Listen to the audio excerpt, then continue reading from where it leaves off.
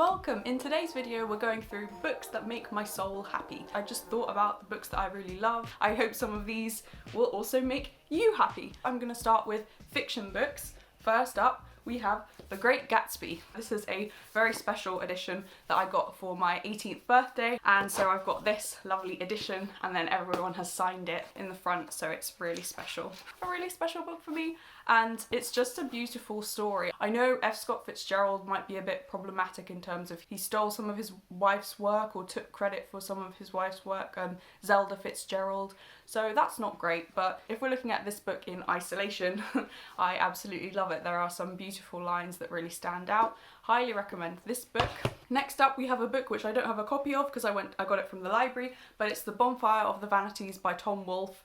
I love this book. I think it's so well written and such a powerful story, and again, like with The Great Gatsby, it has some beautiful standout lines which you read and you're just like, oh my gosh, that's so well written and so evocative, and there is something about it that really speaks to me, speaks to my soul. In the book, one of the characters is an alcoholic, so that bit spoke to me. He wished he could crawl inside the receiver and float on his back in the dial tone and let the hum of it wash over his nerve endings. This is just a great book. I love it. The next book that really speaks to my soul, this might be the one that does the most, is The Little Prince by Antoine de Saint-Exupéry. I think I may have mentioned it in a couple of my other videos because I just love this book so much. I actually have it in both English and in French because it was originally written in French. I cannot say enough good things about this book.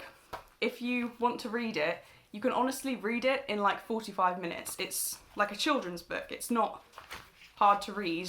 It speaks to something really powerful about meaning and existence and friendship and love. It's just so beautiful. I really recommend it. Like I say, you can literally read it in probably an hour and it will really, really powerfully affect you, I think.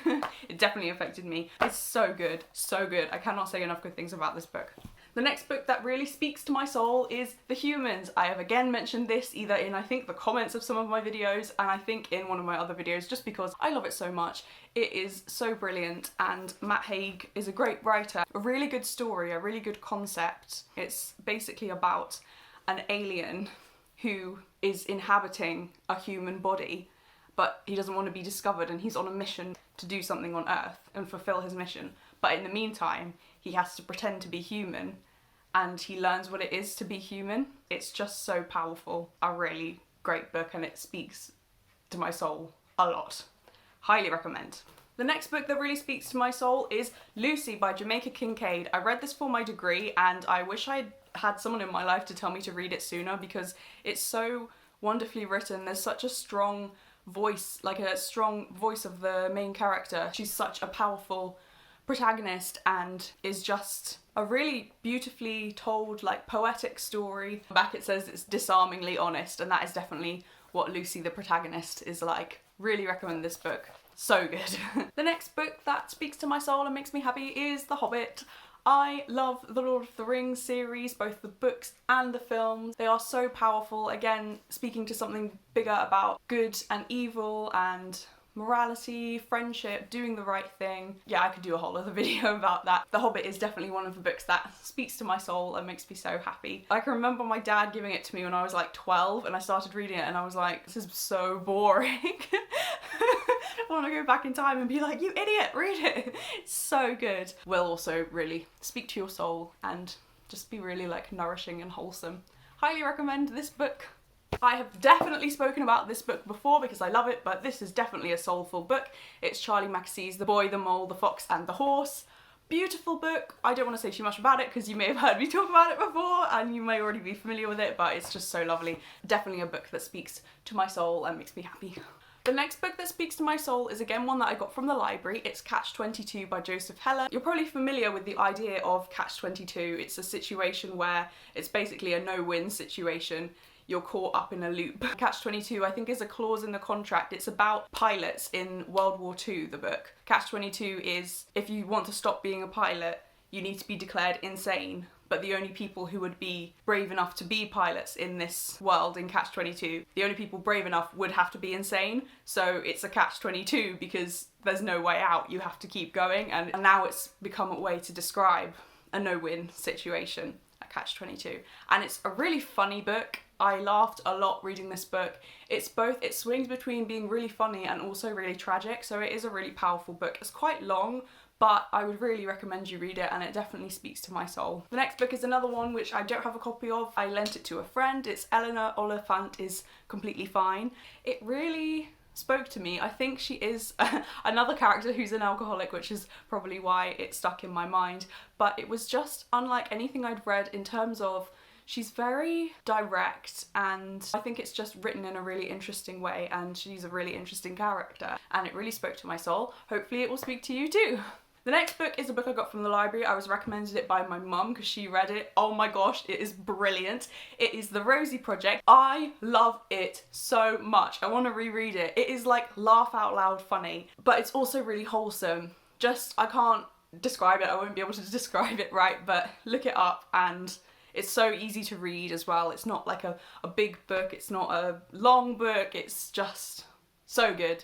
So good. Another book that speaks to my soul, I gave this as a gift to a friend, so I don't have my copy of it anymore, and I kind of regret it because I love it so much, is Peter Pan in Scarlet. So J.M. Barrie wrote the original Peter Pan. It's such a wonderful book, and it's basically like a continuation of Peter Pan, but not written by the same author, but it's in the style of J.M. Barrie. And it's really atmospheric. You really get taken into the story and into the world. I read it when I was maybe 10 or 11. I still have such a powerful impression of what the world is like that she describes in that book. It's really powerful, and it really speaks to my soul, so I really recommend Peter Pan in Scarlet. Now we move on to non-fiction books that speak to my soul. This was a book that I read last year, so I did talk about it in my books of 2022, so I'll link that video up here if you haven't seen it and you want to check that out. This book is It's Always Summer Somewhere by Felix White. What a beautiful book. This really speaks to my soul, so it had to go on this list in this video.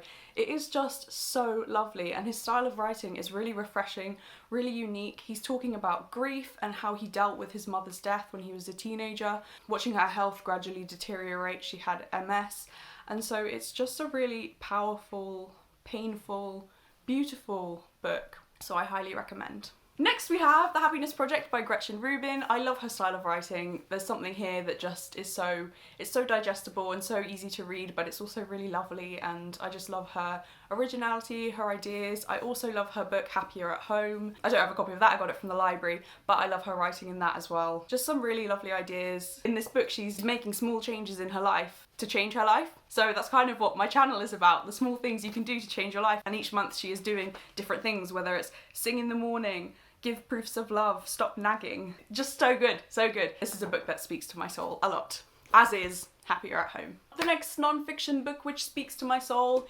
is this little book. It is a book of, I guess, affirmations. It's called When I Love Myself Enough. It's just a cute little pocket-sized book. I talk a bit about it in my video Sober Day in the Life if you want to check that out. And it's just a really sweet book, and it definitely speaks to my soul and gives me encouragement every morning. So now we've gone through my fiction and non-fiction, I want to take a moment to talk about spiritual books. If you have seen anything else on my channel, you will know that yes, it's important to take care of your physical health, but taking care of your emotional health and your spiritual health is also very important, in whatever way that looks like to you. I just think it's important to address this aspect, you know, address your soul, address things that speak to your soul. All of these books speak to my soul, but these books are directly spiritual books. Let's talk about them. C.S. Lewis, you will have heard of because he wrote The Lion, the Witch and the Wardrobe, but what you may not know is that he also wrote quite a few non-fiction books, and he was basically a Christian scholar as well, and a lot of his books really speak to my soul. The Screwtape Letters is an astonishing book, so I would recommend that, but we're not talking about that today. I do want to talk about A Grief Observed. This I read when I was going through grief, and it was so comforting. It helped me because it felt like someone knew what I was going through, and at that time no one in my family was really talking about what happened because it was very painful. So to read this book really gave me a lot of comfort because it allowed me a safe space to think about everything that had happened and all of the things that I was feeling which weren't being addressed by my family. It's a book he wrote after the death of his wife, who died from cancer. There's a lot of anger in this book, and that really resonated with me when I was going through grief and directly in the aftermath of grief.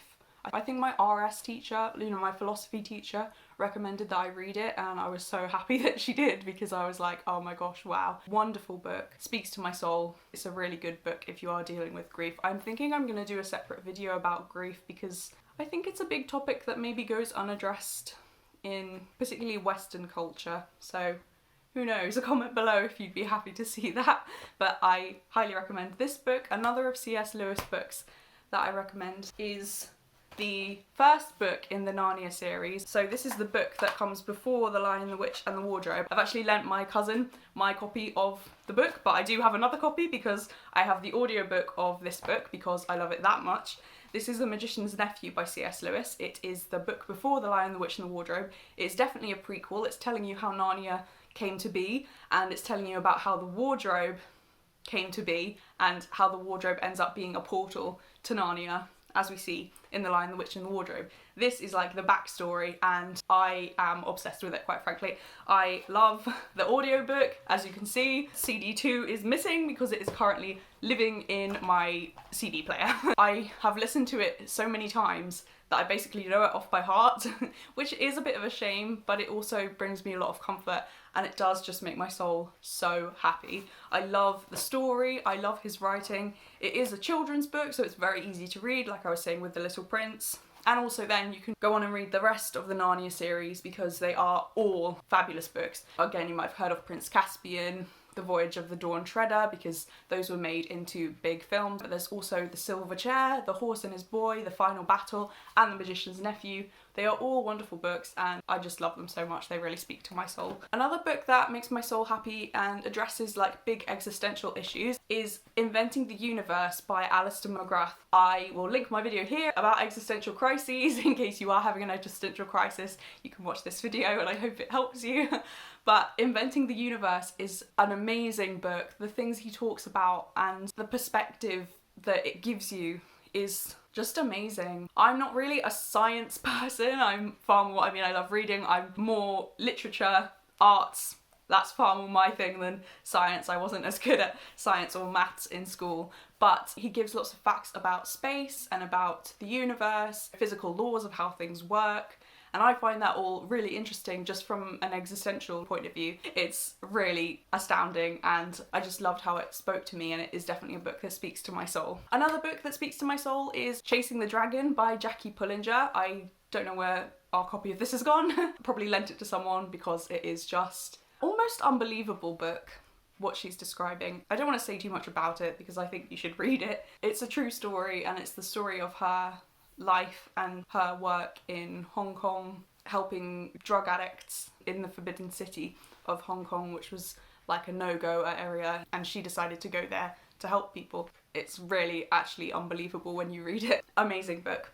In a similar vein, we have Run Baby Run by Nikki Cruz and The Cross and the Switchblade. These books both also really speak to my soul. I talked about them in my existential crisis video, which I've already linked up here, but I will also leave it in the description if you want to check it out. These are two parts of the same story. So one is by David Wilkerson, one is by Nikki Cruz. They both feature in each other's stories, and it's just, again, it's an unbelievable story of what happened to them. But it is really inspiring, really thought-provoking, particularly this book because Nikki Cruz was a gangster in New York whose life changed dramatically. I remember reading this a couple of years ago when I was going through my existential crisis. A lot of the darkness that he describes really spoke to me, so it's just a really powerful book.